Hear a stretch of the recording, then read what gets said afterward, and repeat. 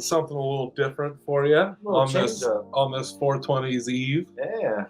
It's Mental Health Monday with your boys. Mental Health Monday. Chase and Shep. Chase and Shep. And Shep and Chase. Shep and Chase. and we got a guest today. John Cook. Welcome, John Cook, to the show. Hey guys, hey. So John, I had to ask you to come on the show today because it's the day before 420, and nobody to me in my personal life has been important, as important as you have been when it comes to my drug use. My parents are going to call you up after this and be like, "What have you done to us?" Damn it, John! Damn it, John! It's all in the name of safety, but yeah, absolutely. That's the way. Like, as far as people being like, "You should smoke weed," you were very gentle with me. You're very determined to the point where you got me a job. I said, "You're like, please smoke weed with me. Please smoke weed with me." And I'm like, "This is true." I was like, "I can't." I got to get a job, man. I got to get a job. You're like, "If I get you a job, will you smoke weed with me?" And turned around and got me a job at McDonald's. It wasn't a good job. Immediately, as soon as I told you I got that job, you hit me up. You're like, "So." It's like about that thing you told me about. And I remember the day. I remember the exact day and date because it was the London Olympics, the opening ceremony of the 2012 London Olympics. I remember that day too. One of my favorite musicians actually played that. Fucking Paul McCartney? Well, Paul McCartney. If it wasn't for Paul McCartney, I wouldn't be here. So props to Paul McCartney. But no, Frank Turner, another guy. Okay. Nice. Yeah, it was a dope night, and you really walked me through it. But I remember Paul McCartney taking the stage. I remember a cold Mountain Dew in my hand. I remember the whole thing. You're just like telling me, You're a good guide. I've seen the opposite of that. I've seen the bad version of that, where people are like, "This is what you got to do," and the person on the other end, the first timer, is just like, "Oh my god!" Like, they're freaking out because. So that was your first time smoking weed? First time smoking weed was the 2012 London Olympics with this fellow right here. And if you remember, at times it felt like watching a movie. It was like watching an action movie. Yeah, it was a lot of fun watching. Yeah, a gentle approach is always better, of course. It's always in the name of being responsible. I don't know. I think ever since since the first day I smoked weed, I knew I liked it. And call it a bad influence, but I just wanted all my friends to know what it was like too. So yeah, I've always enjoyed what cannabis has done with music and movies and video games and just the social atmosphere. I'm very antisocial and introverted, so it always helps lubricate the social grease, Oh, definitely. When was how did the first time you smoked weed go? Yeah, there's actually a new kid at our school. His name's Tyler, and I don't know. Actually, a couple of my other friends had hung out with him, and he had tried it before. It was kind of like a big deal to us because we were freshmen, and I don't know. I just kind of thought to myself, I've heard that it's always been bad, but I always knew that the videos Dare showed us were just total bullshit. So I thought, I could think for myself. Let me find out what this thing is all about, really. And he actually, maybe it wasn't so good, but this was when, if you guys remember Spice or K2, that stuff. When it first started, it was very mild. Yeah. And he let me try that first, just to see if I would freak out being high in general or not. Like, of course you'd like that shit can be insane. Yeah. So, but he knew what he was doing, and he picked something out that he knew was going to be pretty gentle, but just he wanted to see, like, is this kid going to freak out and go home and tell his parents? He didn't want me to. He didn't want to be dirty. So first time I smoked anything was actually that, and then I was fine. But after that, and we, dude, I remember when I first started smoking weed, it was impressive. I could take the biggest bong rips in the room. Yeah, right from the get-go. That was big. It's a little flexible. But I would take one, and I was done for the evening. I was done. That's how it was when I first started off. It was a very psychedelic experience at that age. See, I don't even remember my exact first time smoking. I have 3 separate people that say the first time I smoked weed was with them, and I've since that I don't know. Like, I remember the one that I think was the first time was like going into freshman year of high school after football practice one day. A guy that I eventually was roommates with, Doogie, he was just like, "You want to smoke some weed?" And I was like, "Yeah, why not?" And I just remember taking a couple of hits and feeling like I was flying above his car.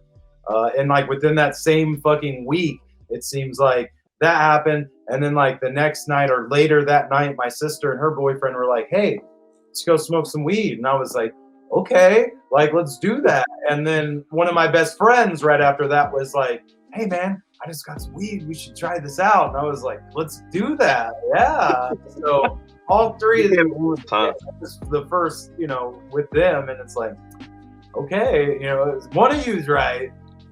So one of them's right, but that was 1 week. That was my first, and it's been nonstop since. When I say nonstop, I mean Chase knows my stories here. On probation, I didn't stop smoking weed. In the Navy, I didn't stop smoking weed. But that's a whole nother story. It's never stopped. Like P. Diddy. Yeah, you're probably just like me in that way. You probably just knew that you liked it. Yeah. Yeah, for me, I get a lot of medicinal benefit from cannabis, but there's also a line, and it's a blurry line, where it also becomes a very recreational and a hobby for me. Yeah. It becomes a very recreational thing, though. So. Well, that's why I wanted you to come on the show today, because I've always felt like you approach it from a very like informational angle. You've always been very educational when it comes to marijuana or any sort of drug. I know I can come to you, and that's the whole reason I smoked with you in the first place. That's the whole reason you got me on this train, is because I trusted you. And I wanted to hear what you had to say on some of this stuff today. So absolutely. Talking about right now, the blurry line between recreational and you don't want to use it as a crutch, right? Like which some people do. A lot of people do. A lot of people with mental health issues are just like, fuck it, I'll just smoke my troubles away. Same with alcohol, I'll just drink my troubles away. But people don't want to acknowledge that sometimes. People want to be like, this is God's good green herb, and there's nothing you can tell me bad about it. But like sometimes, I don't know, is it feeding into that anxiety? I think about that a lot. I wonder, did my anxiety become worse because of weed? Or, is this really helping me, Yeah. Which I would say about 90% of the time for me, I do feel like it's a help. I do feel like it's a help. But I think it's a moderation thing. And same with like any medicine, everybody has their own dosage, I suppose. It's like finding that responsible level, But I mean, what do you think on that anxiety thing, though? Like, what do you think about like that cycle? Like, the weed usage possibly feeding into the anxiety, and like vice versa. Yeah, absolutely. Well, I smoke cannabis for a couple of reasons medicinally, and anxiety is definitely one of them. I definitely think what you're talking about there's some truth to it. And I think the key, you kind of put it out there already, is moderation. You've got to have some sort of control. It's really easy to want to just hide away from your anxiety, because a lot of times that anxiety is bound to responsibilities, things that can be very overwhelming. Sometimes, or actually a lot of times, that's where anxiety comes from, is just being overwhelmed with life, right? So it's important that you just kind of monitor that. Are you hiding away from the things that you want to do? Maybe I think it helps in a certain way, though. It kind of helps you realize, okay, maybe the things I'm doing are exactly what I want to do. So it also helps with reflection, and there's a lot of different things it can help you with and help you work through the anxiety you're experiencing. So Yeah, I think it's a matter of really determining what is a good amount for yourself, what kind of routine you find is good for you. Because some people only do well with it when they medicate at night, and it's good for taking the edge off. But for me, I experience stuff with my stomach and stuff, but also I wake up and I explain it to my girlfriend like there's a room full of people in my head, basically, and they're all talking, they're all having their individual conversations. And if you just try to imagine being in a room full of people who are all talking and you try to tune into every conversation around you, the craziness, the anxiety associated with that, it's kind of overwhelming. So I love having cannabis there for me to kind of quiet that down and allow me to focus on the things that I need to take care of, like make breakfast, get myself clothed, and log on for work and actually focus on that stuff as opposed to all of these responsibilities I have.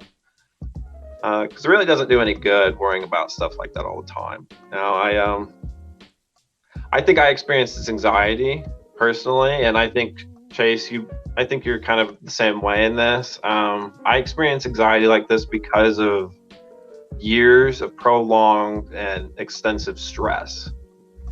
I wasn't always like this. When I first started smoking cannabis, it was mostly because I enjoyed it and partially because it helped out with my stomach.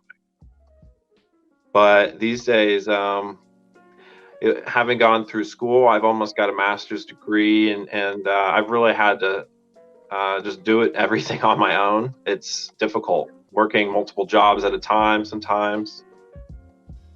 So, you talk about cannabis being a crutch. It's definitely been a crutch at times, but I think it's helped me through it.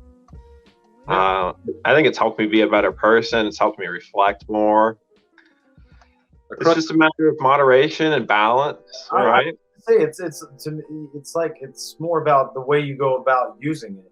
You could, like you were saying, you could always just, hey, I'm going out tonight, having fun, blaze a couple joints, and just go out and have a great night. But the moments that it's felt the rightest to me has been like, if you're in a mid argument with somebody and it's like, hold on, let's take a pause here, and then you go out and you're just sitting outside on your own, you smoke a bowl, you're doing that reflecting back on the conversation, and you're getting down to it. It helps because I've done music, I'm a musician, so it's always helped with the creativity, but it helps open those doors. Oh, I'm sure. You're starting to think about things from a different point of view, maybe that you didn't think about it the first time. Maybe some wild shit that's not even like reality-based shit, but with your situation, it just helps you just see it in a different light to where when you come back, like when I've done that and you come back into that conversation, your stress is gone, you're chill, you're like, okay, like, hey, this is what I was thinking, this is what I thought, and it helps, for me, that's where it helps.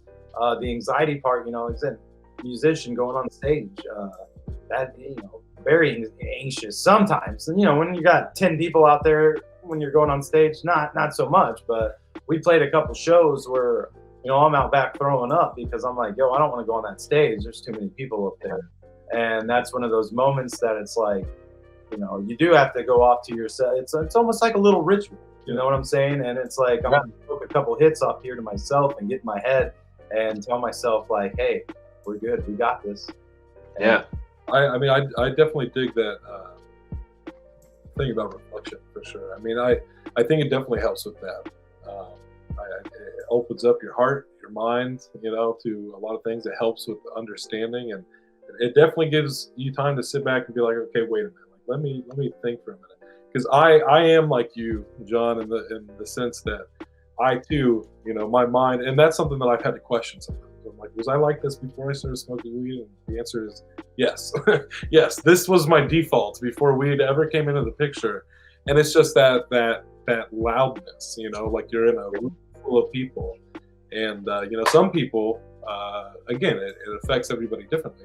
Some people smoke weed and they're the polar opposite. They've entered that room full of people and it's chaos for them. But for me, it helps me focus. It filters that room full of people and lets me focus on me. It allows for that reflection and everything. Yeah, definitely.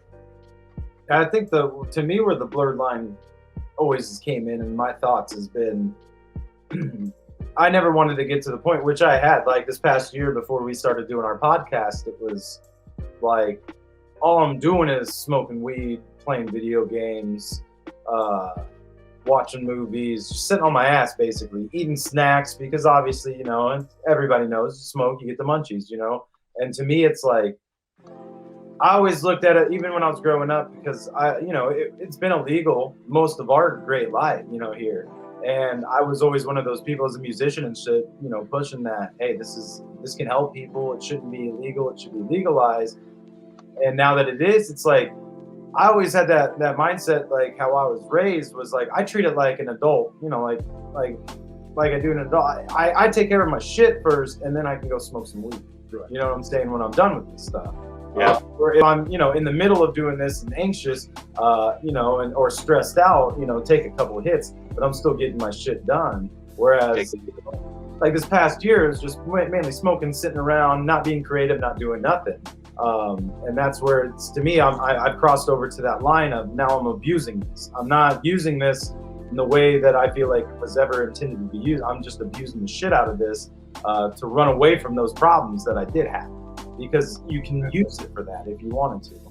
And I feel like that's where I had to cross back over to where I was, of being like, no, we got to slow up on that. You need to start taking care of yourself, health, you know, get home, work out, then smoke a hit. You know, get home, do this, then smoke a hit. Yeah, Work for sure, because it is such a thin line. You could always go over it any second. I also dug. I was listening to Kevin Smith talk about when he first started smoking weed and stuff. Sort of the rule he has for himself is that if he's going to smoke weed, he tries to do something productive. Like he's like, so he pretty much sets in his mind like, I'm gonna sit down to smoke, but I'm gonna write, I'm gonna edit, I'm gonna do this, I'm gonna do that. So I try my best to do that as well, because there's that balance.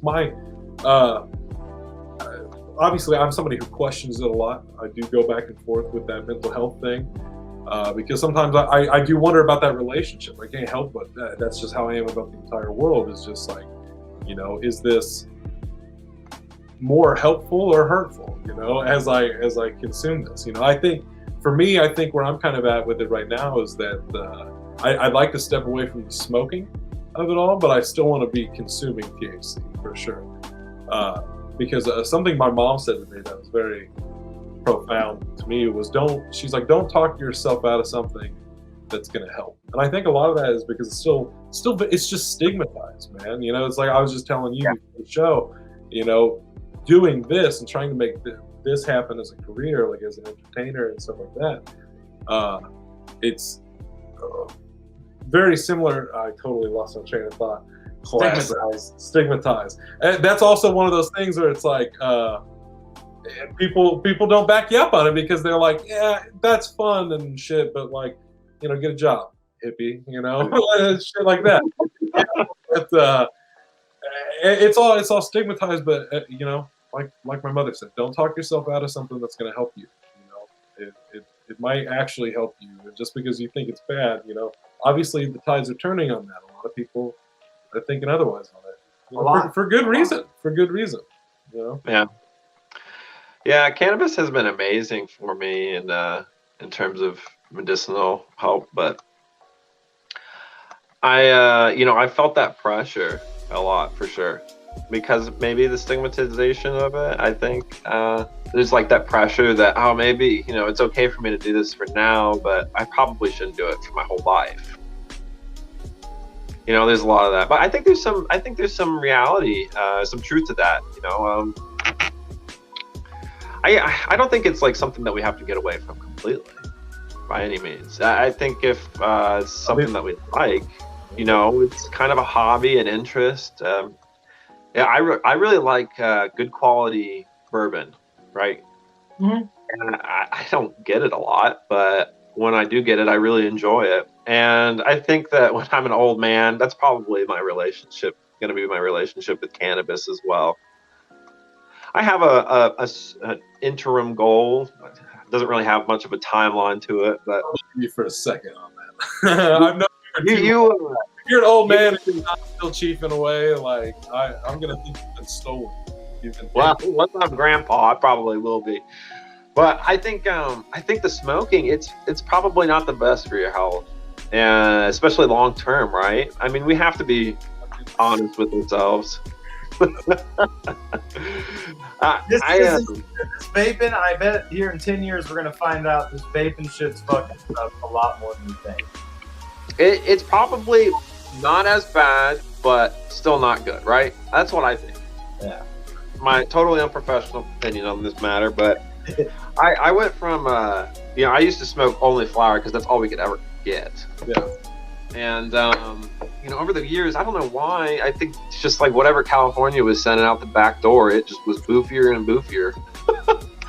And it was making me sick. I don't know about you guys, but it's heavy in the lungs, and it's just not good for you. So when I got my medical card back in 2019, I really very intentionally switched over to edibles and concentrates only. Not cartridges, but dabbable concentrates. Right. And I noticed a remarkable difference in my lung capacity and just my ability to go throughout the day without breathing or wheezing or feeling like I had this cough, like this scratchiness in the bottom of my throat.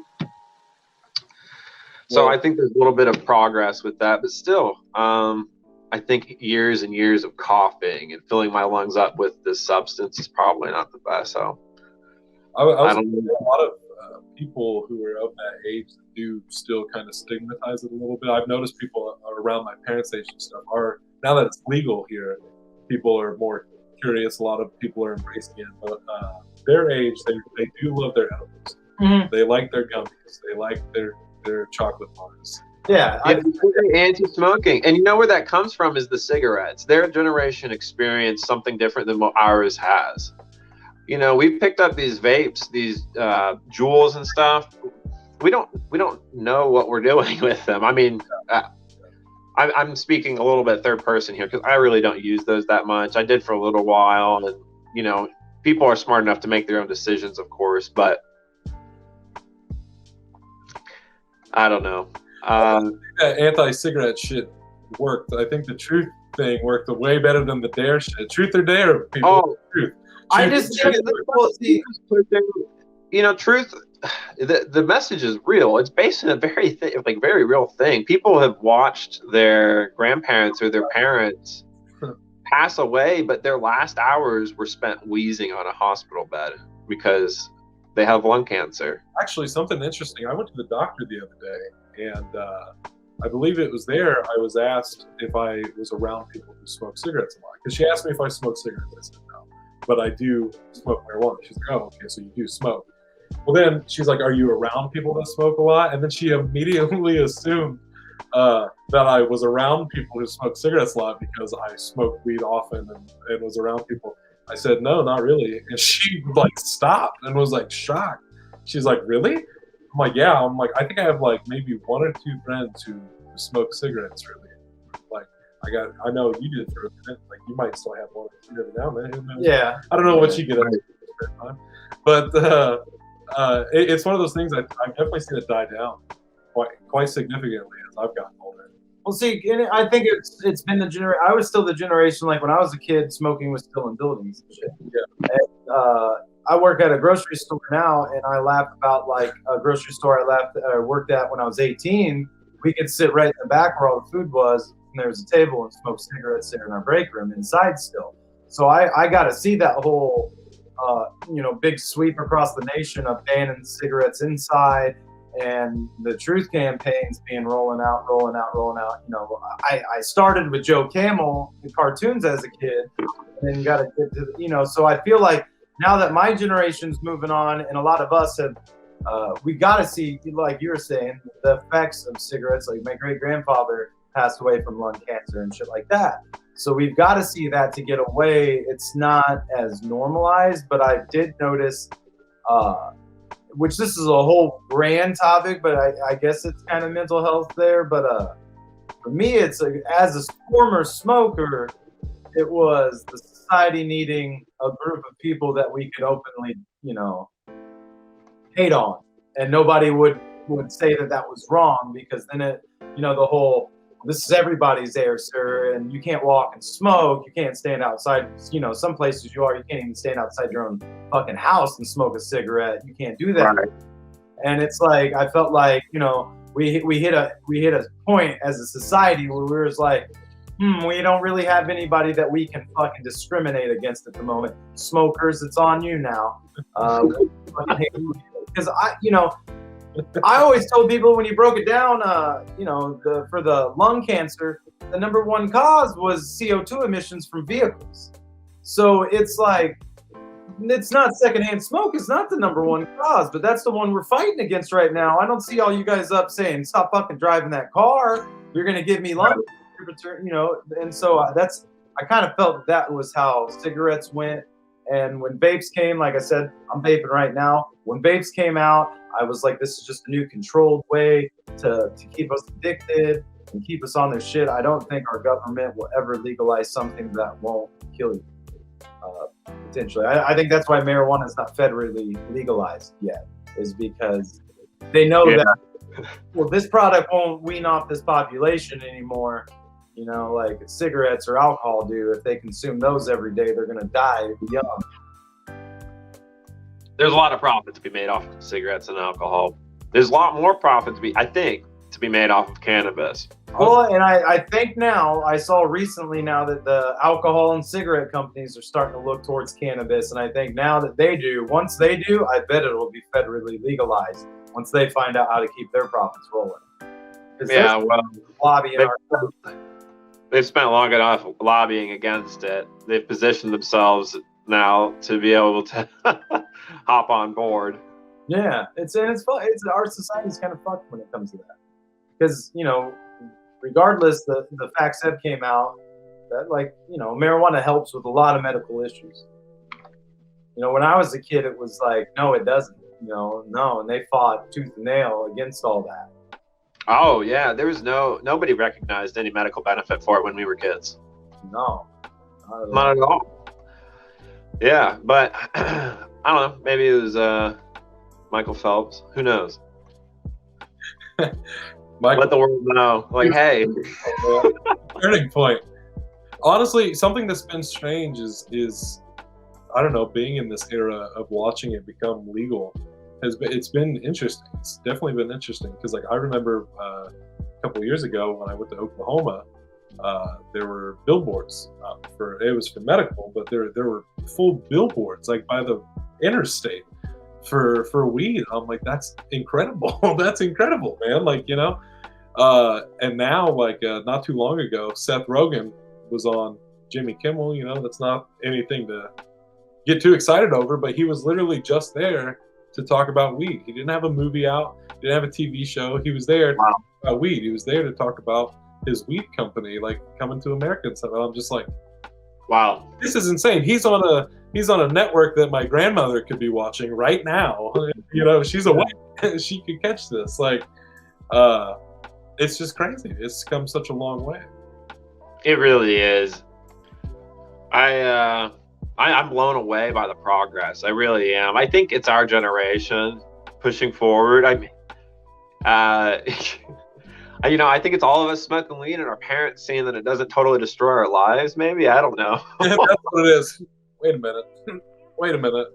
Yeah, we're not murdering each other or stealing their car and never coming back. It's honestly, it's become one of their least of the worries, I think, with all the other shit going on.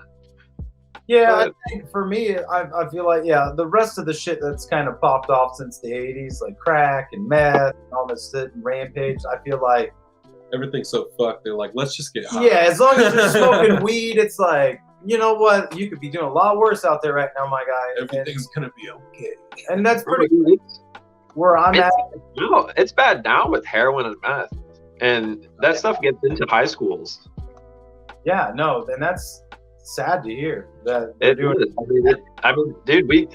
We grew up in an area where it was all over the place, especially in the high schools. Catlin, maybe not so much, but dude, Danville was not far away, man. And Champaign wasn't too, there's a couple of schools where maybe this stuff wasn't going on as much, but there's a line. It's called Meth Valley. It runs from southern Illinois into Indiana, northern Indiana. So a lot of heroin too. It's bad. It's bad over here in Springfield. No, yeah, I don't. Like I said, I don't doubt it at all, man. We have a Catholic school here. A bunch of rich kids. Oh man, they've got really bad drug problems. They do. A lot of drugs, like MDMA and. Back when I was younger in St. Louis, those were the kids that you always want. You always wanted to get the kids out of the rich parents with a lot of money, because they'd be wilding out. Yeah, they had good allowances. Like these days myself, I like to keep it natural. Like I don't like any of those manufactured anything. I want it natural. I want it to be from this earth if I'm going to consume it in my body. I like what chemistry can do. Well, some. I vibe with that. A funny story, funny tidbit. Last night, talking about natural stuff here. We were sitting at a bar, me and a couple buddies, and this girl comes out, bartender chick, and she's talking about. She's like, man, I'm so upset. And we were like, why? And she's like, I just ripped this bag of mushrooms. They went everywhere and all this shit. And I was like laughing, and I was like, oh, I like to keep my mushrooms in this little glass jar. You just pop it up, boop, and you just can pop them on back all you want. And she's like, breaded mushrooms? And I was like, oh, we're talking breaded. No. We're talking that. And it's like the whole table was like, oh, because they all thought the same. They all thought this girl's out talking about eating trippy mushrooms and stuff, and she's like, breaded mushrooms? That's like, oh, no. What do you? It's a little different than marijuana, and it's not mushrooms day. But what do you think there on mental health and mushrooms, and what they're doing there with kind of anxiety and stuff? I know didn't they legalize it in Colorado? Mushrooms? I think they did. Oakland, California, and Denver, and the state of I don't know. One of the states over there. Is it Washington? Maybe not. I think it's Oregon. Oregon. It's Oregon. Yeah. They decriminalized there, I think. Yeah. I think that's fantastic. I am all for decriminalization of psychedelics. I don't know. I have mixed feelings on this, because I think unguided psychedelics can be very dangerous. And we have a culture where people are really excited to pop the pill people don't think as much about what they're doing sometimes. And this is something that you have to be respectful of, right? And if you're not, it can really take hold of you and affect you in ways if you don't know what you're dealing with, it can affect you in ways you don't realize. And I think that's where everybody is a little hesitant with psychedelics, legalizing them, decriminalizing them. I love the way it's kind of emerging.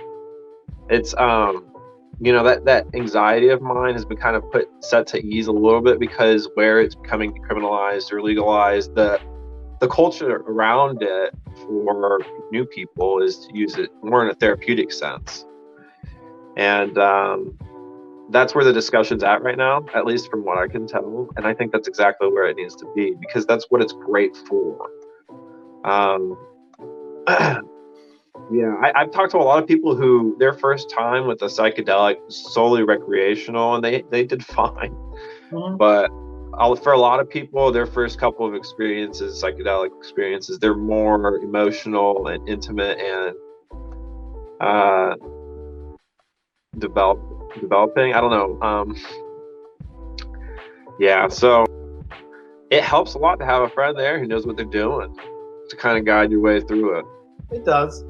I think I did a lot of it when I first turned 18, way back when. And I mean, I don't know. There's one of the things a lot of people have always asked me my thoughts on it, and I've always recommended it because it was life changing. I don't think I'd be who I was today not experiencing that, and that's just because it just opened up, my eyes to like seeing everything and being like, wow. And must have been fantastic. I think if there's one thing I could say I learned from mushrooms, it's empathy. Empathy for myself and empathy for others. Really an ability to put yourself in other people's shoes and to understand, even in the worst situations. Yeah. I think it's helped with that. Now, LSD, it's a little different, slightly different note. LSD, I learned love. And that's such a cliche thing to say. But I really learned to love myself with LSD. And it's easy to explain. I really saved myself with that.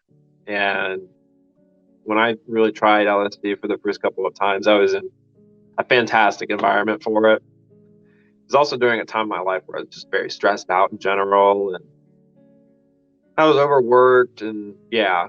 So just having like a good experience with the psychedelic like that, I really learned like, oh man, I deserve to be happy. I deserve maybe to like feel good sometimes. And that's self-love, right? That's a very important thing that we've got to kind of kick ourselves in the butt and remind ourselves about sometimes.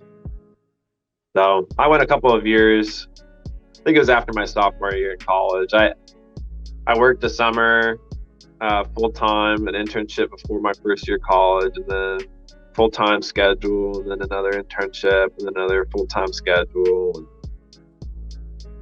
I think psychedelics are great, man. They can really revolutionize the way you think about the world around you, and they can really better you as a person if you use it right.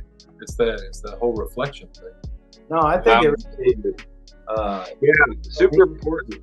It helps to have somebody there with you to kind of, it's called reintegration. You got to reintegrate what you learned into your normal daily life, because you can't just take these stupid revelations you have in this moment.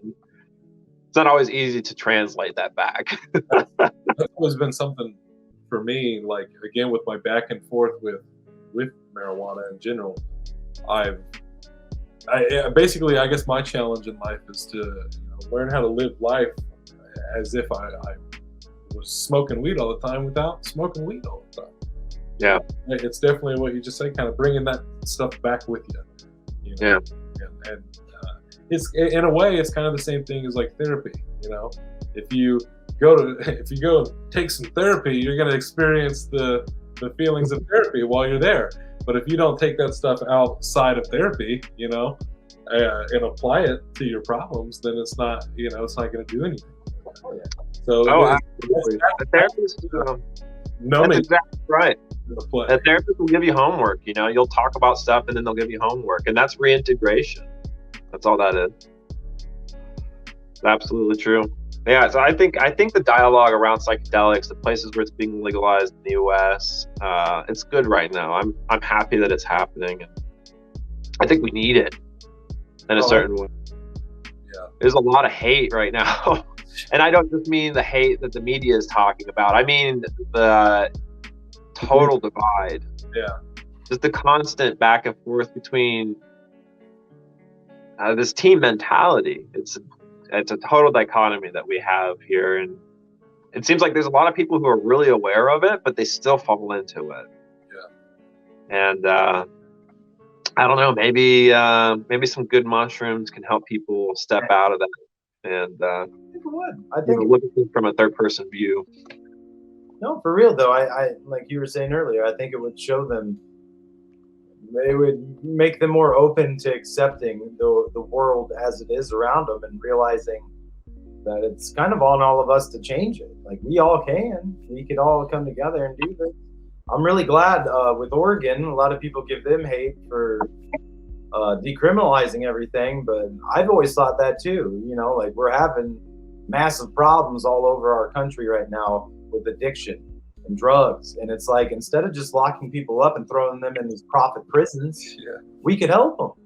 Oh man, we can turn it all around, and that's been one of the biggest things, because like with me and marijuana, going back to our daily topic here, that's been one of the things. Like I've got to experience a lot of we're talking police reform right now in the country, and a lot of that was like, man, I can't tell you when I was 17, 18, how many times if me and a buddy was driving in a certain area, we're pulled over. Why? Because it's a white dude and a black guy in a car together.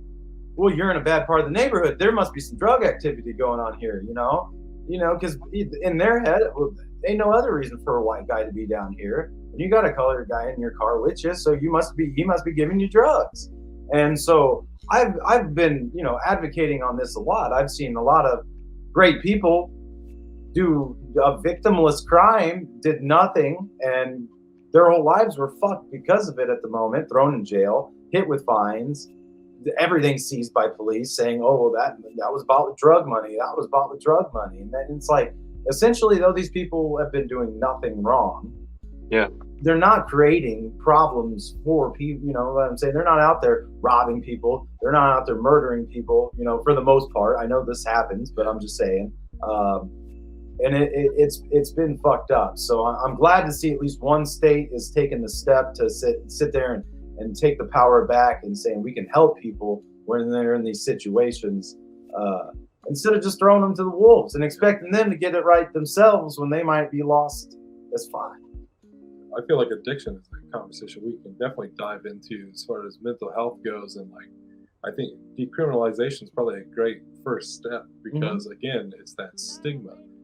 There are people that I know that are addicts and stuff like that that people struggle with getting help sometimes. People feel like they're a criminal. They feel like they're lowlifes. They feel worthless because that's what they're told.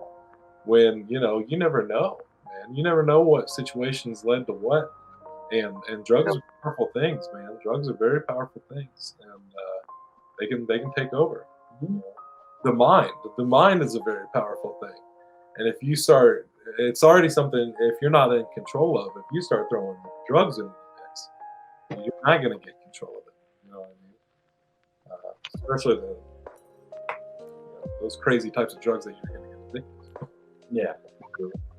Should be clear about which drugs are going to fuck up your life and which. It's like that joke in 21 Jump Street when they're getting ready to have the party. They go to the evidence room.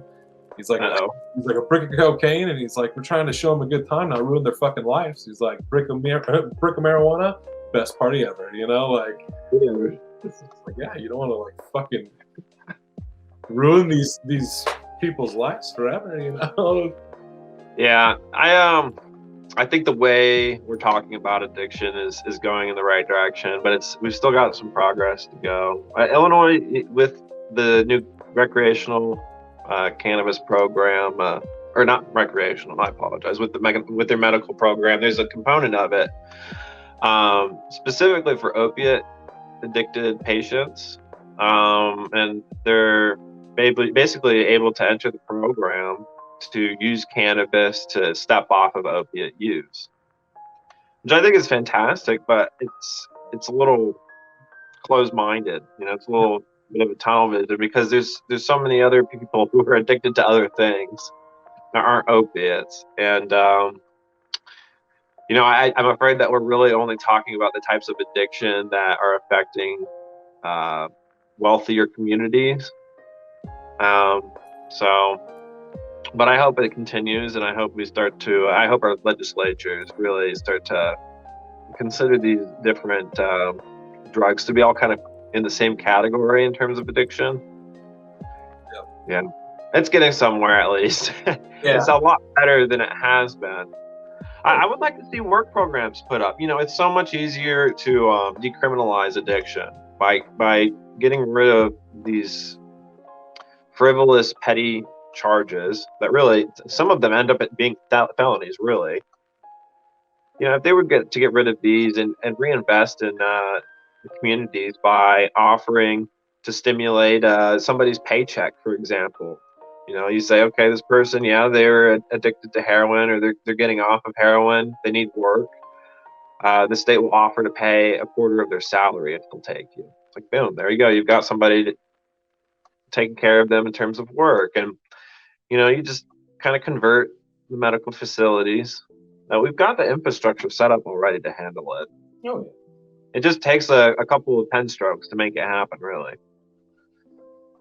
But I think a lot of it's that, and a lot of it is getting past their, like I said, their greeds and stuff. Because I feel like a lot of the problem we're having is when we started these for-profit prisons, and now you got these lobbyists that they don't want to see any kind of reforms like that because that's money out of their pockets. And I'd like to say it was either Oregon or Washington just very recently signed legislature banning for-profit prisons in their state, which is, again, they're, in my opinion, they're taking huge steps. And just like, I'm hoping this situation plays out just like Colorado did when they legalized marijuana. And it's the rest of the states are going, okay, let's sit back for a year or two and let's see how that state fares. And if they're looking good, shit, fuck, let's do it over here. Yeah. I hope there's a wave of it. I think some states will adopt it, and others just will refuse to accept. I mean, you could almost probably predict that right now to a T, too. That's how it all goes, right? It's all too profitable in some states, unfortunately. They've got their system. So, and they like to pretend they don't, but it's too obvious. Yeah. Chicago. Well, you got anything else, man? I mean, I could keep rambling on about drugs and marijuana, probably. Oh, absolutely. Tomorrow's bicycle day. There's lots to be said. Today. Bicycle day. Today? No. The day that this airs is bicycle day. It is bicycle day, April 19th. April 19th, which is today. That's It's definitely not April 18th right now. People. No, I have the dates wrong. It's just good cannabis. So. People ride bikes on bicycle day fucked up or something, right? What's that? I didn't explain it very well to him, the bicycle day. You want me to explain it? Yeah. You're going to have to. That's why we have you here. Okay, so Albert Hoffman is the scientist who he discovered LSD. And on bicycle day, he decided to sample some of it. But he had no idea the potency of the substance. Nobody did. Nobody had tried it before. He ended up giving himself about, I think the amount was 20 times the typical amount. Typical dosage. He was totally fine, but the story goes he was at the lab and he had ridden his bike to work that day, so he starts to feel a little something, so he gets on his bike, starts riding home, and it's the day's called bicycle day because of his ride home. He got home and called the doctor and checked him out and decided his pupils being dilated, all of his major critical health signs were fine. His heartbeat was okay, his blood pressure was okay, he wasn't showing any signs of extreme stress in any regard. So he just sat it out, and that was the day he realized what the substance was and what the potential was for it. But I'll leave the story at that. There's a lot more to it, but so do you have anything for the people to leave them with 420? A 420 message? No, 420. We'll just be responsible, but have a lot of fun. Yeah, it's awesome how it's kind of legal here in Illinois. Grow your own. Grow your own. Start tomorrow, 420. Start growing. That's what I do with. Grow your own. Well, hell yeah. I feel that. I fucks with that. John, my man, thank you so much for being here. Thank you, bro. It's good to see you. Thank you so much for having me. I was really excited to be able to support you guys. So we appreciate it. And we got all sorts of shit going down tomorrow. 4:20 a.m. Hell yeah, you do. Yeah. 4:20 a.m. We got a mixtape for you people. Chase Shep's 420 special. 20 crispy track. Check out the mixtape. We got skits. We got the best stoner movies. We're talking stoner movies. And we got a live show where we're just gonna drop all sorts of little goodies and freshness. Little smoke sesh at the end of the day. Little Chase Shep smoke sesh. Woo-hoo. Live. Tune in, John. I'll be. You can probably even check most of it out on our TV channel thing. Yeah. You didn't say that. Well, we're working on it. Coming. It's in its beta phase. On the website, right? DM if you want the link. You know, we can send the link out. If you want to check out the channel, it's in beta phase. It will be live soon. We'll let you know when. we'll let you know when. Keep you up to date. We'll let you know when. It's Mental Health Monday. Thanks again, John. Hey, thanks, guys.